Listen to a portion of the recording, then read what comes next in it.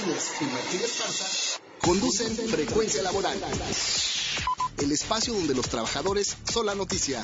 Bienvenidos. Muy buenos días, yo soy Lourdes Martínez.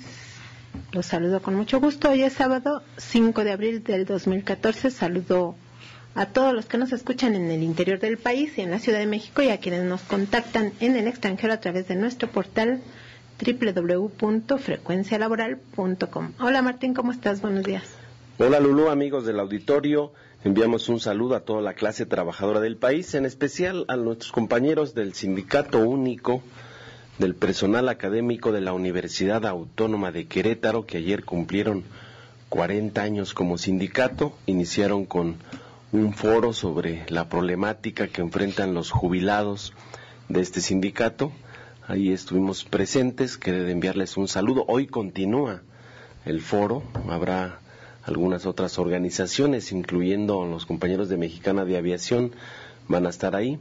También enviamos un saludo a todos los trabajadores en Resistencia y al grupo de jubilados del Sindicato Mexicano de Electricistas. Iniciamos con Frecuencia Laboral, el espacio en donde los trabajadores son la noticia.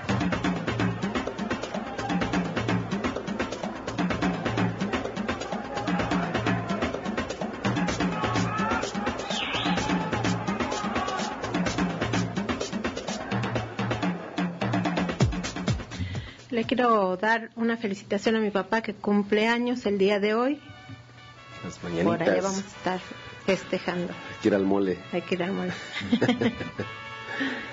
¿Tu hijo también cumpleaños? ¿No? El próximo lunes, Martín debe estar escuchándonos, con mi hija también, que nos escucha todos los sábados, pero desde aquí una felicitación, que cumple años el próximo día lunes.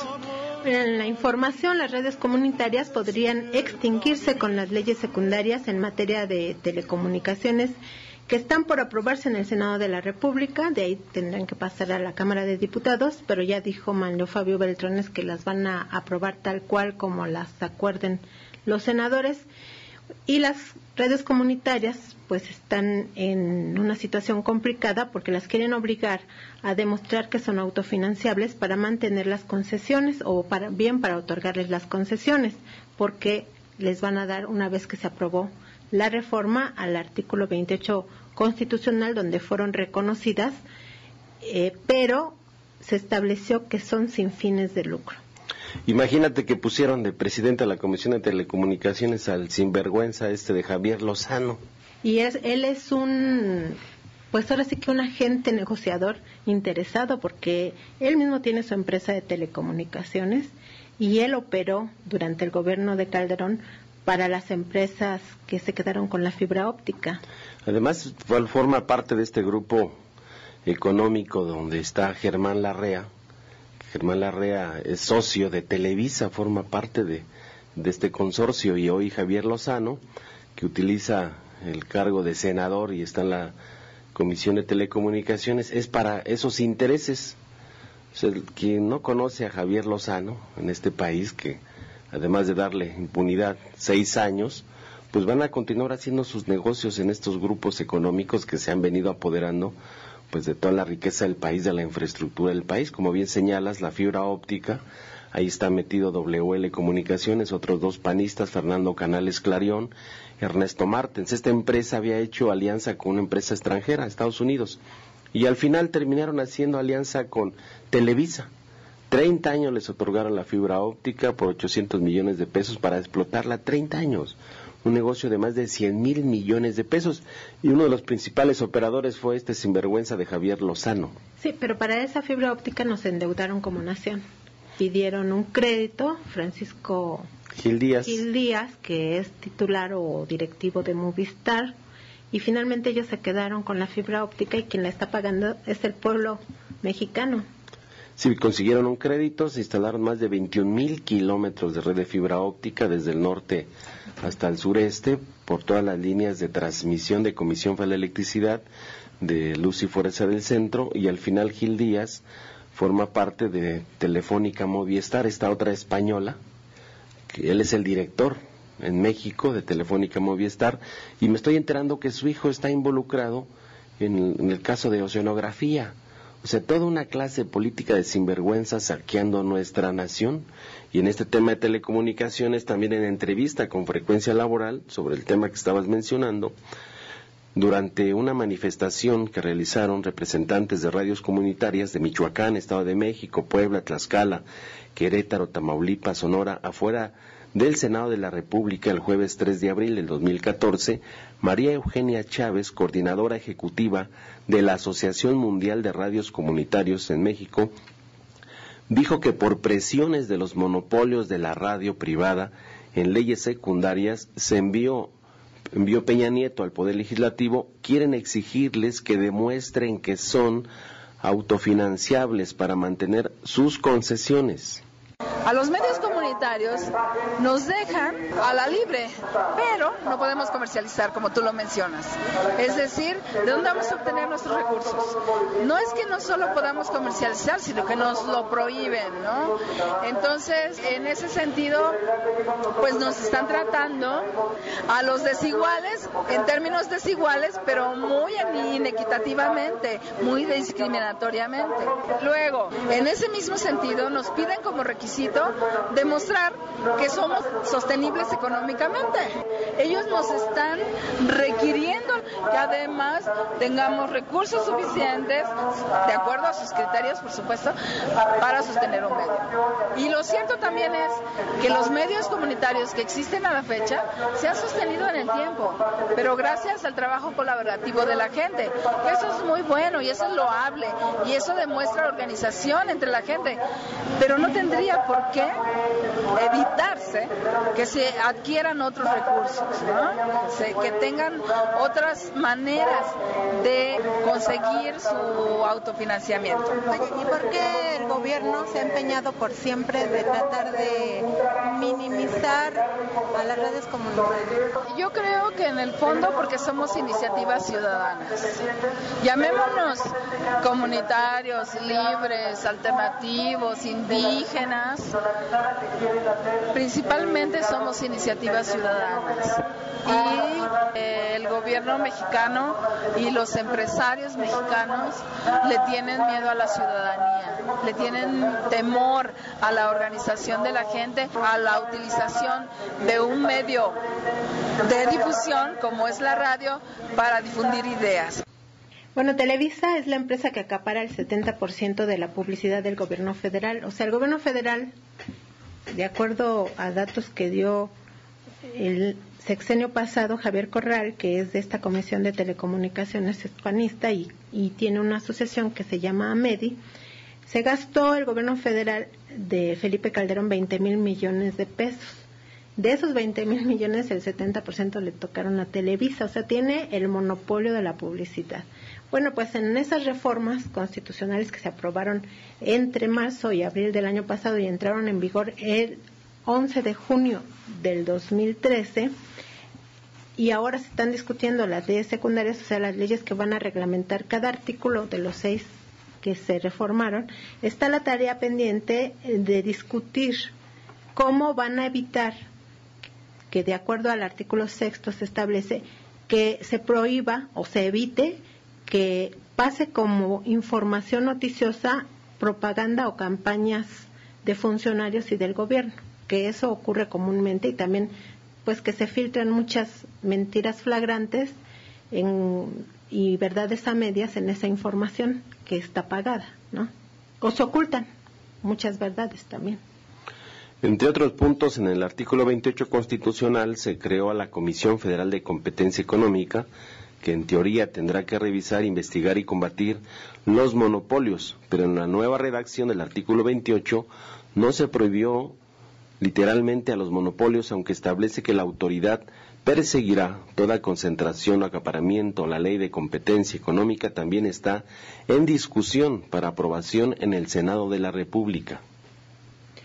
Uno de los puntos medulares es que también se creó el Instituto Federal de Telecomunicaciones en la reforma constitucional, que en teoría impondrá límites a la concentración nacional y regional de frecuencias radioeléctricas y obligará a los monopolios de los medios de comunicación que pues que concesionen o que vendan todo lo que exceda y los convierte en monopolio. Eso obligaría a Televisa y a TV Azteca pues a vender más de la mitad de sus propiedades, pero también obligaría a Slim a vender pues mucho del monopolio en telefonía que tiene, porque él es el principal monopolio. El asunto es que como Televisa y TV Azteca tienen representantes en el Senado de la República, como ya veíamos, pues a Lozano, quieren presionar a Slim para que venda su excedente como monopolio, pero Televisa y TV Azteca y Movistar no quieren vender nada de lo que tienen, ¿no? Sí, Televisa y TV Azteca, al igual que Movistar, presionan en el Senado para que Slim venda parte de su monopolio telefónico, pero nadie obligará a Televisa, a las televisoras, que acaparan 900 de las 1.142 estaciones que hay en amplitud modulada y frecuencia modulada, y el 90% de la televisión ha de desincorporar sus excedentes. Bueno, pues el segundo hombre más rico del mundo todavía no le afectan nada, porque todavía no se aprueban estas leyes secundarias, pero él ya quiere que se recorte el contrato colectivo de trabajo de los telefonistas, porque dice que pues ya no le va a alcanzar el dinero para pagar las prestaciones, y por esa razón los telefonistas, ese mismo día que estaban manifestando los de las asociaciones de radios comunitarias, estaban manifestándose también ellos por aparte para pues exigir que se respete su fuente de empleo. Son más de 60,000 telefonistas los que están en riesgo, y Hernández Juárez, el líder del sindicato, Francisco Hernández Juárez, presentó una iniciativa de ley secundaria. Vamos a escuchar lo que dijo. Hicimos un meeting para expresar nuestro rechazo a los intentos por afectar el desarrollo de Teléfonos de México y poner en riesgo nuestro empleo. ¿Qué es lo que están planteando? Que se modifique la ley, porque a mí me parece absurdo que se quiera castigar a la empresa por cumplir la ley, porque solo por eso atendió la telefonía rural y pública, y además que ahora se le quiera obligar a no cobrar por sus servicios. Lo que quieren es tronar a Teléfonos y quitarse del único contrato colectivo que tienen ellos. ¿Y cuántos trabajadores estarían? Somos 60,000. ¿Todos estarían en... Todos. Como no va a tener ingresos, que es lo más grave, pues obviamente ya quiere bajar nuestro contrato colectivo. ¿Qué les quiere quitar? Todavía no lo ha definido, pero ya nos quiere sentarse a discutir con nosotros cómo bajar los costos del contrato.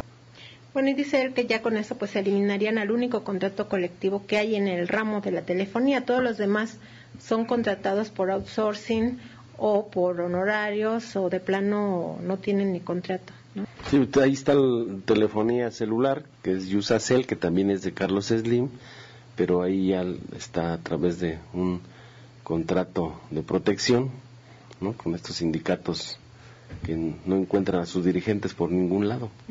O Slim mismo tiene varias empresas contratadas por outsourcing, ¿no? Entonces el segundo hombre más rico del mundo, pero pues parte de su riqueza la finca en no distribuirla, en quedarse con toda la riqueza que generan los trabajadores, y pues además si nos cobra un peso de más a todos en cada recibo, pues se acrecenta su fortuna, ¿no?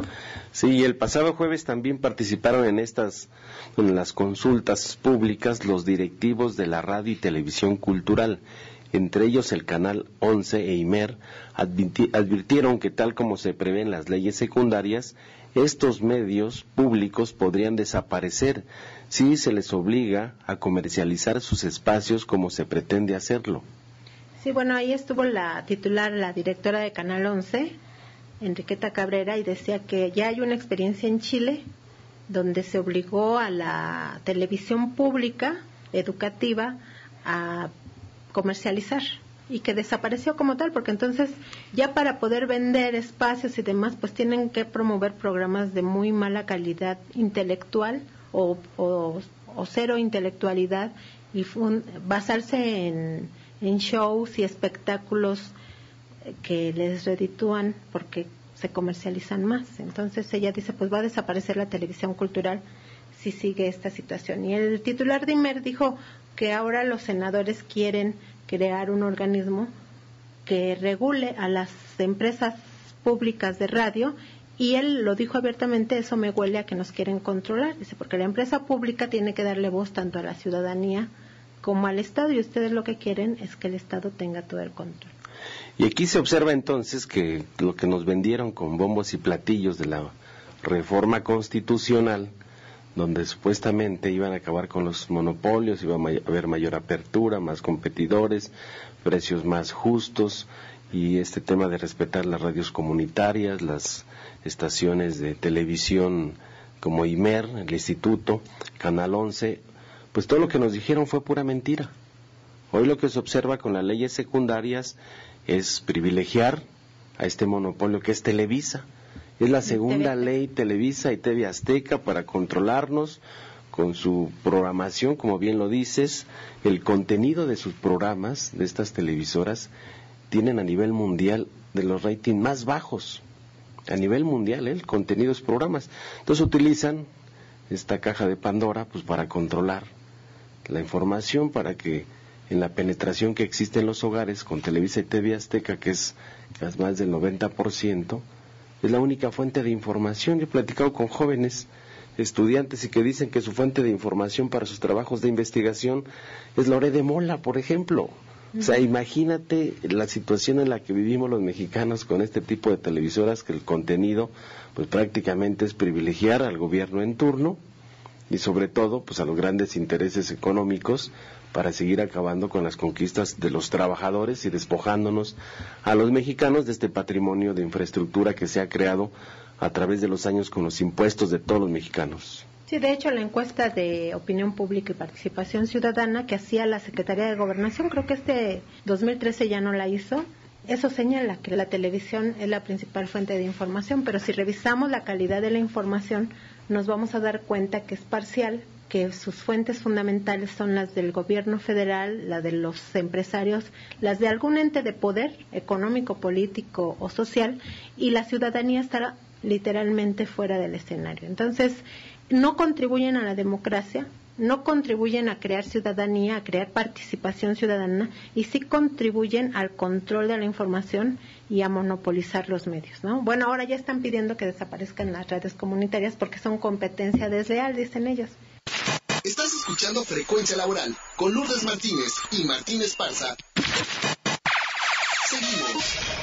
Corta, nos conectamos. Bueno, pues tenemos llamadas del auditorio. Magdalena Olivares dice que ella es de Coacalco y dice que metió la queja ante Profeco y que actualmente tiene 68,000 pesos de deuda con Comisión Federal de Electricidad, y dice que los de CFE le informan que la queja no sirve y que tampoco sirve la Asociación Nacional de Usuarios de Energía Eléctrica. Sí, pero los trabajadores de la CFE no son autoridad, ellos no son para decir si sirve o no sirve. Había que revisar el tema de la ley de Profeco para que vea cuáles son las garantías que hay que exigir se cumplan. Una vez que tú presentaste tu queja, porque es por varias razones. Una, porque el costo del servicio que te están vendiendo, en este caso el servicio público, las tarifas, son muy altas y no las puedes pagar. Tenías un subsidio como usuario, no tienes contrato con Comisión Federal de Electricidad, lo hiciste con Luz y Fuerza del Centro, ahí hay una laguna jurídica. Y tercero, hay variaciones de voltaje que están dañando los aparatos de los propios usuarios. O sea, hay muchas razones para poder presentar tu queja ante Profeco y hacerla valer con el movimiento. Y la única forma de que defendamos, lo único que tenemos que son los servicios públicos, es organizándonos. Por eso está la Asamblea Nacional de Usuarios de la Energía Eléctrica, que se reúnen todos los sábados en Antonio Caso número 45. Si no nos juntamos entre todos, pues van a seguir pisoteando a los propios usuarios de la energía eléctrica. Tenemos más llamadas. Así, Ivonne Peña dice: la Suprema Corte de Justicia de la Nación es para los privilegiados y no para la clase obrera. El Popeye, saludos al auditorio y al equipo de Frecuencia Laboral. Hoy sábado amaneció con otro gasolinazo. Nos vamos al despertar del gallo. El despertar del gallo. Bien, la pregunta de hoy, de acuerdo a la Ley Federal del Trabajo, ¿qué se entiende por relación de trabajo, por capacitación inicial y cuánto tiempo debe durar? Si conoce la respuesta, llame y participe. Lo invitamos a que visite nuestro portal www.frecuencialaboral.com. Quiero saludar a todos nuestros colaboradores voluntarios. Está Andrea Luna Hernández ayudándonos a contestar los teléfonos. Alfonso Becerra también en los teléfonos. Edgar García de las prepas del DF y La Hormiga de Base. En apoyo en los teléfonos el amigo bombero peregrino que en un momento nos va a dar su cápsula, el licenciado Jesús Luna, Martín Esparza. Muchas gracias por estar aquí con nosotros. Derecho y justicia para los trabajadores. Licenciado Jesús Luna, buenos días. ¿Qué tal, Martín? Un gusto saludarlos. Pues hay muchísimas preguntas de los trabajadores, que hay una violación permanente a los derechos. Dice una compañera, Sandy Rivas, el 26 de marzo fui despedida de manera injustificada de mi empleo. Me gustaría saber qué puede hacer, licenciado.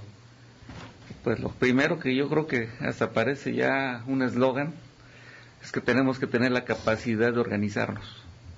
Porque mientras no demos una respuesta colectiva y obliguemos a esos legisladores que están más, parece, proclives a buscar los intereses, cómo fortalecer los intereses de los empresarios, pues son los que hacen leyes tan nefastas como la reforma laboral que se hizo.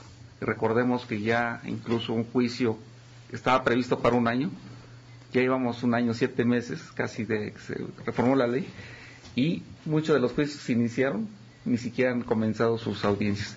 Entonces, en este caso, yo creo que es organizarnos. Segundo, que demande. Yo creo que tenemos que tener la capacidad de demandar, pero lo más importante es que reclamemos la permanencia en el trabajo, porque la mayoría de los trabajadores, lamentablemente, se puede comprender, lo que piden es su indemnización, y a lo que llegan es un mal arreglo económico, porque su indemnización no se la dan ni siquiera como dice la ley, que son 3 meses, 20 días, 12 días. Por lo general siempre nomás les dan el 50%, que eso incluso ya está como criterio en las juntas. Como un criterio que las propias autoridades dicen, pues fíjate, porque ni tú ni el otro tienen la razón absoluta, y vamos. O sea que bajó porque todavía hace unos años ofrecían el 80%, ¿no? Pues depende cómo se dejen, pues ahora sí. Aquí hay un caso, por ejemplo, del Sindicato Mexicano de Electricistas, cuando se vino el conflicto hace más de 4 años, ya vamos a cumplir 4 años, 5 meses, en la campaña publicitaria que orquestó Javier Lozano, sinvergüenza este senador, decía en cadena nacional que los primeros que se liquidaran los iban a reinstalar en CFE, y además les dijeron que los que se liquidaran y que tuvieran un préstamo de vivienda, que no les iban a descontar el préstamo de vivienda, que se los iban a condonar. Y hoy está una demanda de todos los que se liquidaron y que tienen crédito de vivienda, donde le están obligando a pagar la vivienda.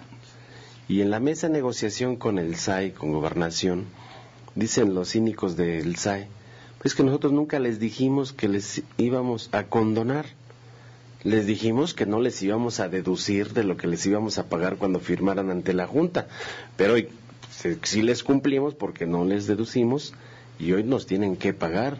Y están demandando, casi son 8,300 que se liquidaron para que paguen la vivienda, cuando el dinero es un fondo de los trabajadores, porque no tenemos Infonavit, no tenemos Fobiste, creamos el propio fondo de vivienda. Vamos a defender a todos los trabajadores. Son una demanda de casi 13,000 compañeros entre liquidados y no liquidados en el tema de la vivienda, y lo vamos a anunciar la próxima semana.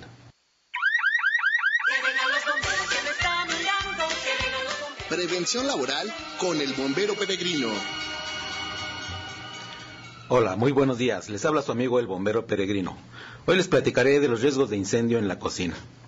Muy frecuentemente sucede que al estar calentando aceite para freír alimentos en un sartén, este aceite se calienta tanto que llega a prenderse. Si esto le sucede, no intente apagarlo con agua o con trapos húmedos. Solamente póngale una tapa metálica y así el fuego se extinguirá por sofocación. Si no tiene a la mano una tapa, colóquele un sartén o una cacerola, igualmente metálica, que esté del mismo tamaño o un poco más grande que el sartén involucrado. Así, aunque las flamas salgan por un lado, no pasará de ahí y espere a que se consuma el aceite. Para mayor información, comuníquese con el cuerpo de bomberos más cercano o llame al 068. O escríbame al siguiente correo electrónico: antonioperegrinorojo@yahoo.com.mx. Informó para Frecuencia Laboral su amigo el bombero peregrino. También lo invitamos a que visite nuestro portal www.frecuencialaboral.com y ya como a las 6 de la tarde podrá usted escuchar la repetición del programa de hoy que se queda a lo largo de la semana. En más información, los trabajadores de Tierra de Mexicana de Aviación anunciaron movilizaciones y también dijeron que interpondrán recursos legales para impedir que se ejecute la quiebra de esa paraestatal que la obligaría a vender todos sus activos. Esa resolución de la quiebra de Mexicana de Aviación la emitió ayer, viernes 4 de abril del 2014, la jueza Edith Alarcón, porque el abogado de los trabajadores de Tierra de Mexicana de Aviación dice que ese fallo tiene vicios de legalidad. Vamos a escuchar lo que nos comentó. Vamos a apelar contra la sentencia de quiebra y con eso vamos a lograr que se suspendan sus efectos hasta que se resuelva al final el recurso. Y por eso interpusimos ya amparos para que no se dé aplicación a la Ley de Aviación Civil y a la Ley de Aeropuertos, porque existe una contradicción entre esas dos leyes y la de concursos mercantiles, que según el artículo 1 constitucional debe resolverse a favor de las personas y de los derechos humanos, y en este caso sería a favor de los derechos humanos de los trabajadores. Vamos a iniciar movilizaciones porque los compañeros están muy enojados y quieren manifestarse constantemente para hacer saber que existe completa la planta laboral en disposición de continuar en la pelea y que podrán obligarnos a luchar 30 años, pero ni Interjet, ni Aeroméxico, ni Volaris van a tener los slots y las rutas que les pertenecen a los trabajadores de Mexicana. O sea, esto de la quiebra es más bien para favorecer a las empresas privadas de la aviación. Absolutamente. Y no pueden vender nada hasta que no resuelvan los recursos legales. Exactamente. La sentencia además tiene defectos propios. En primer lugar, la quiebra es la etapa del concurso en el que la empresa se pone en venta. Nosotros teníamos interpuestos una serie de recursos anteriores para lograr que bienes que le fueron ilegalmente sustraídos se volvieran al patrimonio de la empresa. Y todavía esos recursos no están resueltos en forma definitiva. Todavía está en duda si el MRO realmente puede ser una empresa independiente o debe regresarse al patrimonio de Mexicana. Todavía está en duda porque hay un juicio también interpuesto si tenemos derecho a que Mexicana reciba por el usufructo de los slots como le pagó Interjet a Aerocalifornia. Bueno, y este es otro caso en donde están involucrados exfuncionarios públicos. Pedro Aspe con Volaris, está Alemán Velasco, el hijo del expresidente, que fue gobernador de Veracruz, con Interjet. Y así nos vamos encontrando funcionarios que ocuparon cargos clave, ahora sirviendo para empresas que son realmente de ellos o que en donde ellos tienen intereses muy fuertes y despojando a la nación, ¿no? Quedándose con los bienes de la nación, porque hay que recordar que Mexicana de Aviación es una paraestatal. Entonces están quedando con todos los bienes, tanto con las rutas como con lo que ellos llaman slots, que son las pistas donde se estacionan, digamos, como estacionamientos, y otros bienes como los edificios que vendieron ilegalmente y también dejaron endeudada a la nación por alrededor de 1,000 millones de pesos. Pidieron un préstamo y se declaran en quiebra. Entonces, ¿quién va a pagar ese dinero? Lo estamos pagando los mexicanos. Y además aquí hay que resaltar el gran esfuerzo que han hecho los trabajadores. Los trabajadores hicieron revisiones salariales y contractuales, pues tendientes a que se capitalizara la empresa. Incluso por años no recibieron incrementos para que se capitalizaran, incluso entregaron conquistas que habían hecho a lo largo de su trayectoria como sindicatos, y con todo y eso, hoy se observa con esta decisión que el Poder Judicial en México obedece a los intereses del presidente de la República en turno, a los intereses de los empresarios, de los grupos económicos, y no a los intereses de los trabajadores.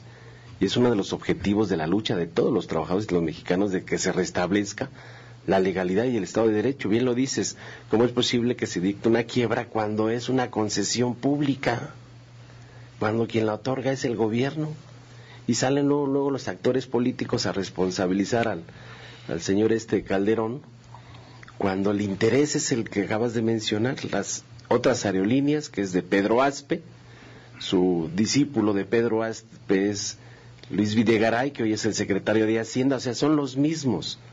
Se cambian unos, llegan otros, pero es la misma política de desmantelamiento del sector público, de acabar con las conquistas de los trabajadores, pero ya es una política de Estado. Pero no para que mejore la economía, para que mejore su bolsillo, para que mejoren sus empresas, y bueno, pues, ¿hasta cuándo?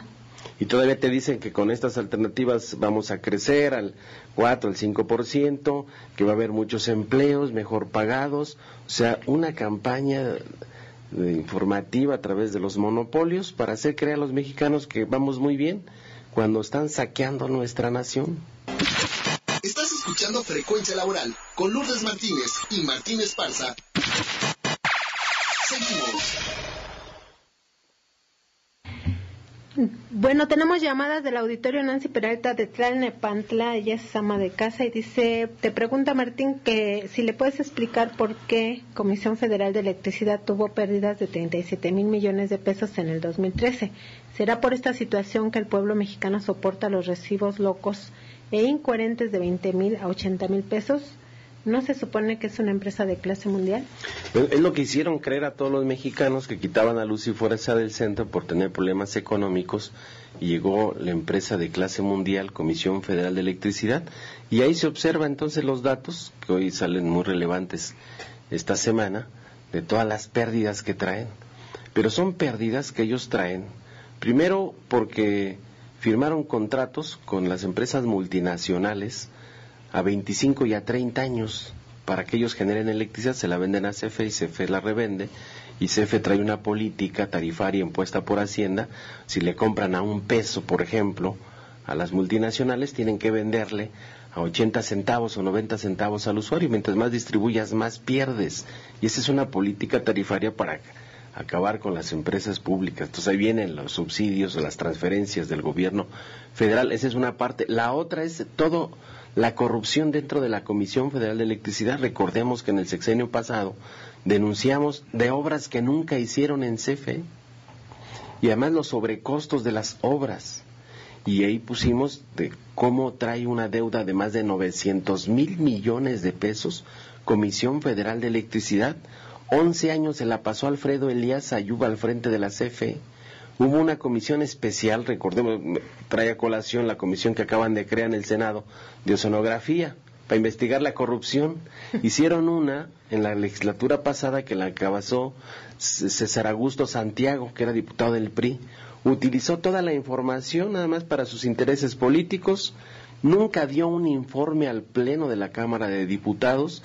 Le entregamos toda la información de las corruptelas de Alfredo Elías Ayub con Néstor Félix Moreno Díaz y todo ese cártel de la electricidad de México.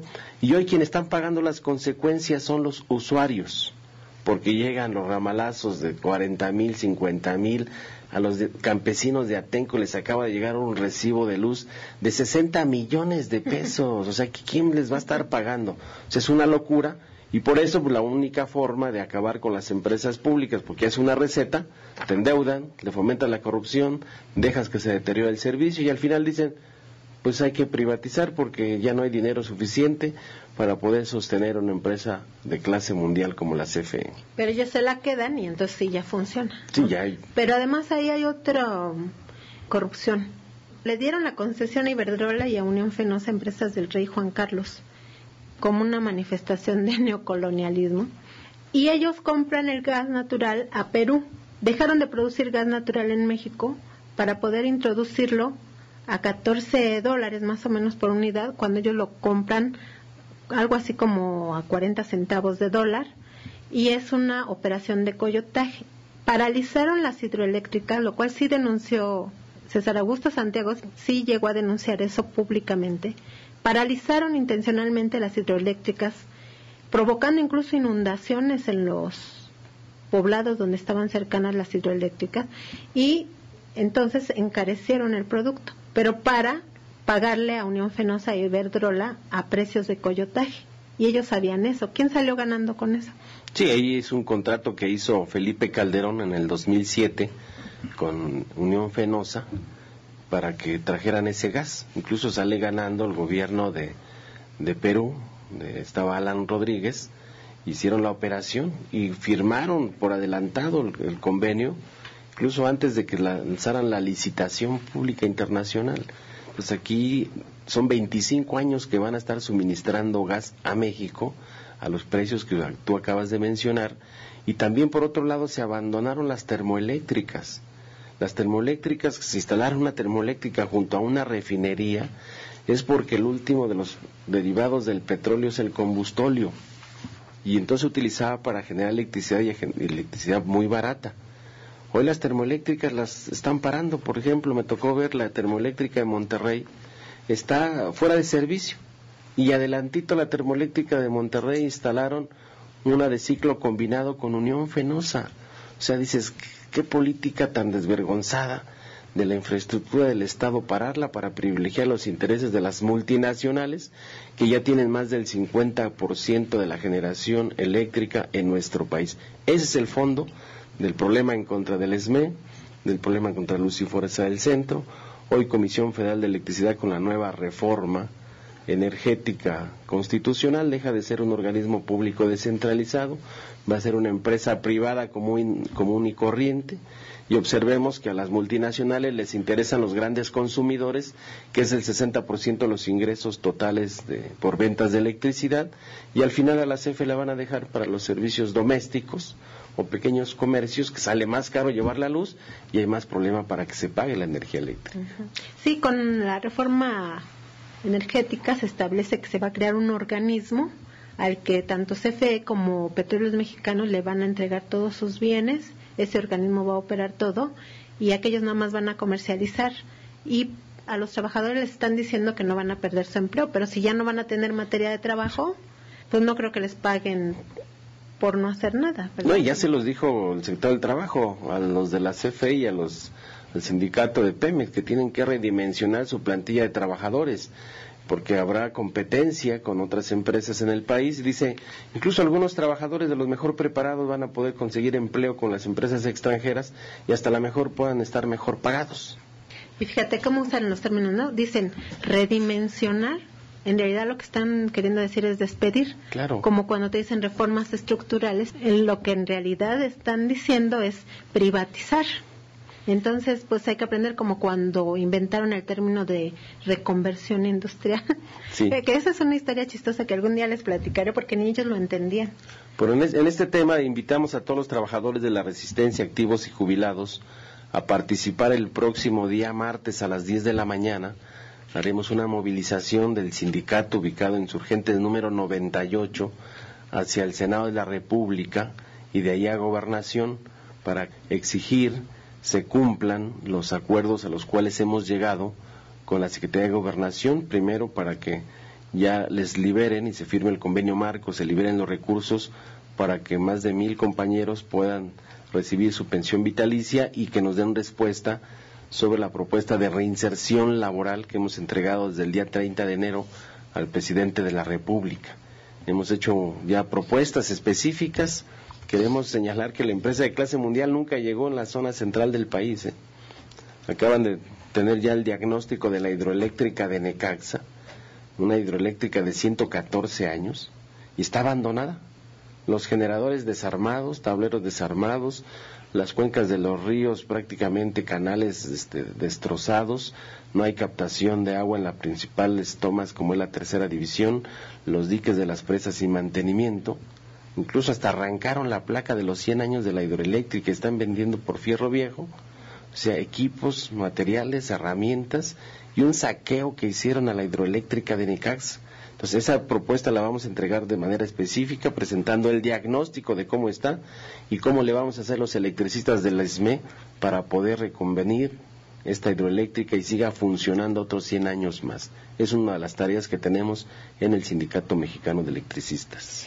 Lo invitamos también a que visite nuestro portal www.frecuencialaboral.com. Y en más información, los trabajadores de salario mínimo prácticamente va a ser imposible para ellos cobrar el seguro de desempleo, que ahora los investigadores le están llamando el no seguro de desempleo, porque pues prácticamente nadie lo va a poder cobrar. Al menos los 3 millones de trabajadores de salario mínimo no lo van a poder cobrar porque necesitarían cotizar por lo menos 14 años para alcanzar ese beneficio. Cotizar tanto al IMSS como al Infonavit. El investigador de la Universidad Autónoma Metropolitana, Gustavo Leal, dijo que tampoco la pensión universal ayudará mucho a los trabajadores porque, pues como ya sabemos, es raquítica de 580 pesos, ridícula, pero dice que con el no seguro de desempleo, en realidad lo que va a hacer es quitarle los fondos al Infonavit y a la larga o a la corta se los van a transferir a las Afores, pero además le están abriendo una ventana, un nicho de oportunidades, como dicen, que es que como el Infonavit va a quedar desfondado, los créditos habitacionales ya van a ser privados y a través de la banca privada, que son los que finalmente van a terminar ganando. Por otro lado, dijo que las Afores, que se supone iban a dar ganancias bonanciosas a los trabajadores, en realidad han perdido más de 800,000 millones de pesos en los últimos 6 años. Vamos a escuchar. En la Cámara de Diputados apenas hace 2 semanas se aprobaron esta ridícula pensión universal de 580 pesos mensuales que llegará en el año 2026 a 1,092 pesos, y el otro ofensivo no seguro de desempleo que representa un despojo absoluto sobre los fondos de vivienda de los trabajadores. Básicamente el problema es que el no seguro de desempleo va a afectar evidentemente la capitalización del Infonavit. Segundo, va a reducir el derecho a la vivienda digna. Tercero, es un seguro que evidentemente va a beneficiar, como ya decía, a las Afores y a los bancos, que ahora van a ser los que van a tener que otorgar esos créditos hipotecarios. Pero además, en términos de sus posibilidades de prestación, el seguro es muy restrictivo y casi lo hace inalcanzable para los trabajadores, podríamos decir, con minisalarios, porque la combinación entre este bajo salario y lo que se pide por cotización va a implicar que tengan que cotizar hasta 14 años para tener derecho a este microseguro, que además, como digo, es absolutamente restrictivo. Es un despojo brutal a los trabajadores y lo que más sorprende es el silencio bárbaro de las dirigencias corporativas que no han metido la mano por defender aquí a los trabajadores del apartado A. En último término, también hay que mencionar que este bárbaro seguro, que no es seguro de desempleo, no ampara a los trabajadores del apartado B, y eso las dirigencias sindicales corporativas también del apartado B lo han venido publicitando como una defensa de los fondos de pensiones del apartado B, lo cual es evidentemente un sinsentido. Hasta este momento, la contabilidad que usted lleva de las minusvalías, ¿cuánto han perdido los trabajadores? Hay una reciente elaborada por la Comisión de Seguridad Social que establece que en los últimos 5 años hay hasta 800,000 millones de pesos perdidos de los fondos totales de inversión de los trabajadores. Bueno, pues vamos a seguir dando esta información porque paradójicamente los líderes de la CTM, de la CROC y los que están en el Senado representando a los trabajadores apoyaron el seguro de desempleo y ya anunciaron que van a votar por esto, porque está esa iniciativa ahorita en el proceso en la Cámara de Senadores. Había que preguntarle a los ministros de la Suprema Corte que si están dispuestos a recibir una pensión vitalicia de 580 pesos o a los presidentes de la República o como el que está ahorita, porque al término también ellos se pensionan vitalicio, entonces ya hay un nuevo sistema de pensión universal. Si es parejo, pues hay que ver si van a aceptar los 580 pesotes que aprobaron los diputados, ¿no? Ahora habría que pensar que en realidad nos dieron lo mismo que a los de la Suprema Corte, pero con 3 ceros menos, porque a ellos les dan 580,000 al mes y a nosotros nos quieren dar 580 al mes, o sea, 580 pues son 19 pesos diarios, ni siquiera para el transporte diario. Estás escuchando Frecuencia Laboral con Lourdes Martínez y Martín Esparza. Seguimos. Tenemos llamadas. El profesor Víctor Manuel García dice, él opina que efectivamente es Televisa la que ejerce el control en muchos aspectos en el país, porque dice que incluso impuso al director de la selección nacional, y a Peña Nieto. Él opina eso. Rocío Aguilar, de Ecatepec: en México los políticos están vendiendo todo, quiebran las empresas públicas, las venden a precios baratísimos, por eso es necesario hacer conciencia y organizarnos. Envía saludos al Popeye, a su servidora Lourdes Martínez, al licenciado Luna y a todos los que están en el programa. Martínez Parzo. Gracias. Profesora Carmen Soto, ella es de Ecatepec y opina que también se debe hacer una auditoría a los que se enriquecen ilegalmente, y ella propone que se le debería hacer una auditoría al líder de los trabajadores al servicio del Estado, Joel Ayala, y a su compadre Manuel Acevedo González, que es el líder del Servicio Postal Mexicano. Sí, José Manuel García, de Puente Blanco, Iztapalapa. Hoy a la 1:00 p.m. en el Museo del Caracol se celebrará el 5º aniversario del programa Historia en Vivo de Berta Hernández. Están todos invitados. Dice, hay que solidarizarnos entre todos ante lo que está pasando.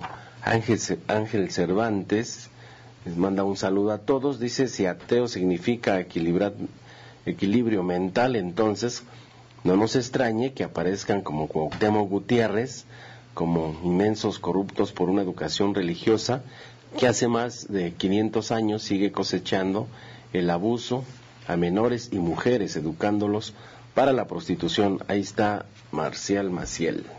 Tenemos 2 invitados con los cuales vamos a pasar ya sin mayor preámbulo. Él es Carlos Guillén, secretario general del Sindicato Único de Trabajadores de la Industria Nuclear, que nos va a hablar de una reunión que tuvieron representantes de escuelas y universidades públicas por parte de los trabajadores.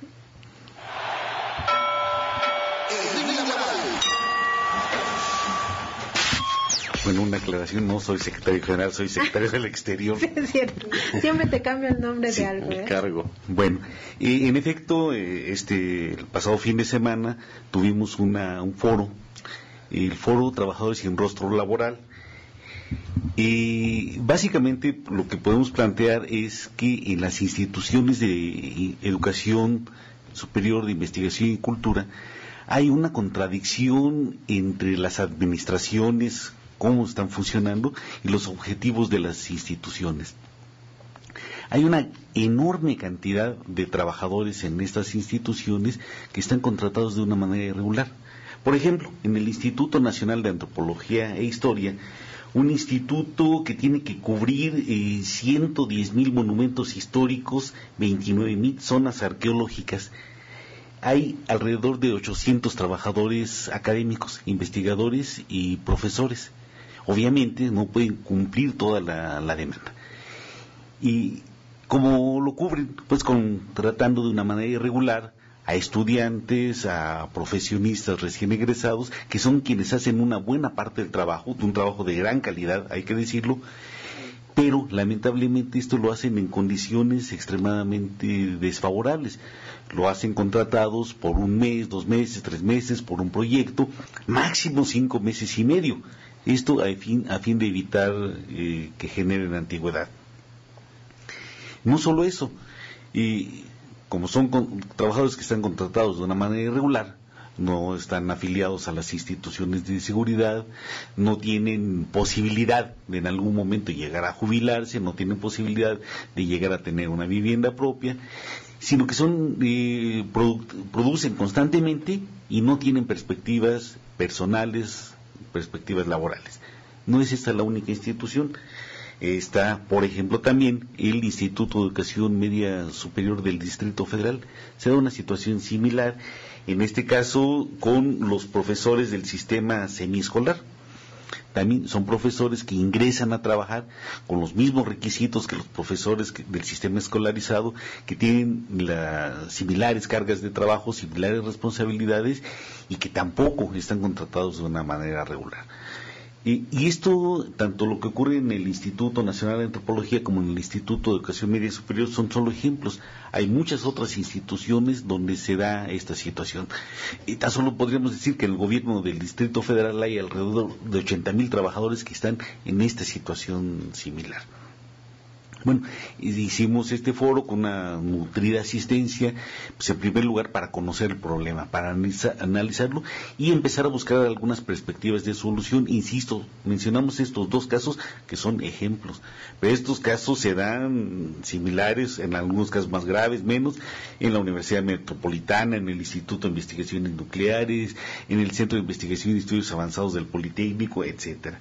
Y la idea es continuar estas discusiones y trabajando por buscar alternativas de solución a esta problemática. Este foro fue organizado por la Coordinadora Nacional de Sindicatos Universitarios de Educación Superior, Investigación y Cultura. Bueno, ya que estamos hablando de sindicatos de intelectuales, ¿por qué no nos dices cómo quedó la revisión del SUTIN? Bueno, en efecto, este lunes firmamos la revisión de nuestro contrato colectivo de trabajo y como habíamos informado previamente, nuestro interés fundamental era fortalecer aquellos aspectos que tienen que ver con la investigación y el desarrollo.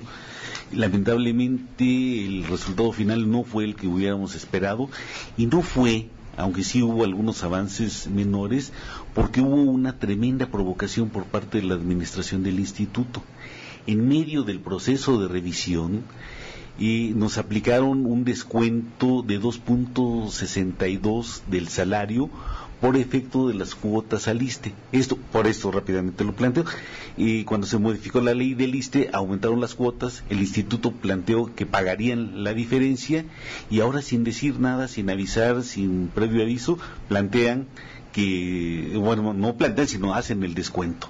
Y después, en el marco de la revisión, nos ofrecen, les damos la diferencia, pero eso lo deducimos del aumento. Nos habían ofrecido 3.5, nos quitan 2.62, ¿cuál aumento? Esto es bastante parecido a lo que se hace con el dichoso seguro del desempleo. Querían que nuestro aumento lo diéramos de lo que ya tenemos.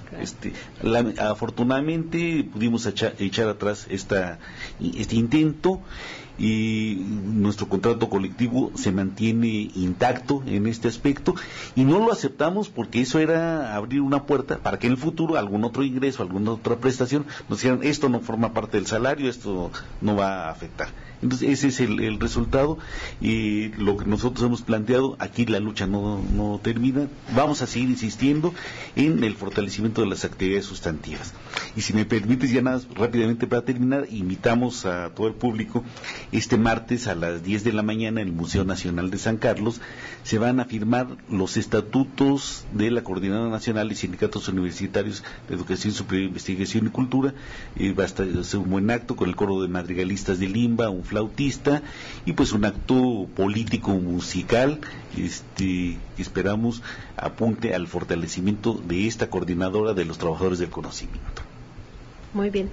Bueno, también tenemos de invitada a una maestra que estaba aquí con nosotros denunciando el acoso laboral en el Estado de México. ¿Por qué no se presenta, maestra, por favor? Sí, yo me llamo María de la Luz Macías Vázquez, soy profesora de yo estaba trabajando en la Universidad Tecnológica de Nezahualcóyotl, me despidieron el 28 de agosto del año pasado y hemos denunciado ese despido injustificado junto con, otros 7 profesores, fuimos despedidos.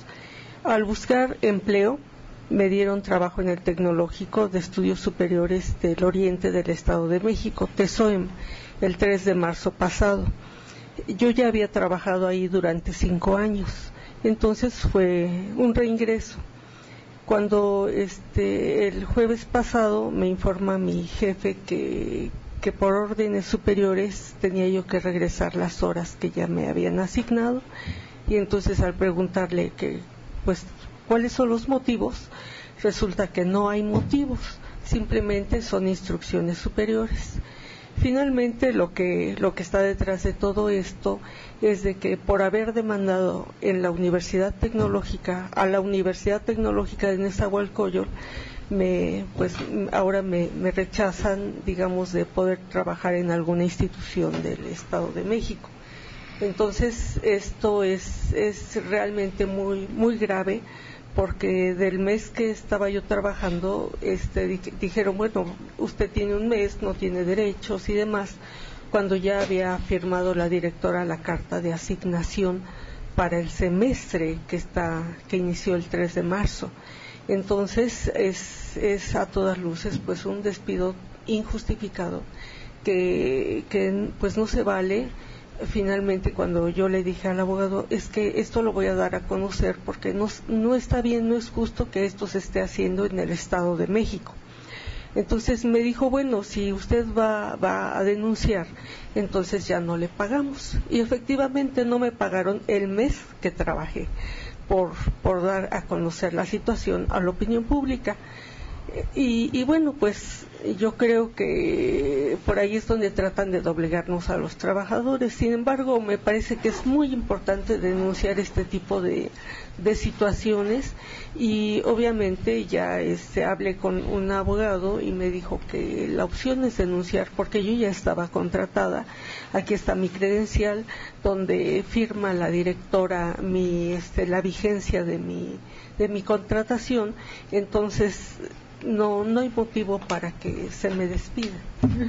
Pues es un típico caso de acoso, los famosos trabajadores boletinados por defender nuestros derechos, y eso pues está penado ya. Y dicen que del Estado de México están las cosas muy bien, y hay una publicidad y todos los días sale el gobernador en fotos, en la prensa, en la radio, en la televisión, diciendo que están como nunca los trabajadores en el Estado de México, y hoy se ve que simplemente no se respetan los derechos laborales en el Estado de México y en todo el país, ¿no? Pues es hora de irnos. Muchísimas gracias por haber estado con nosotros. Hasta la próxima. Frecuencia Laboral. Escúchanos el próximo sábado de 7 a 8 de la mañana por el 760 de AM.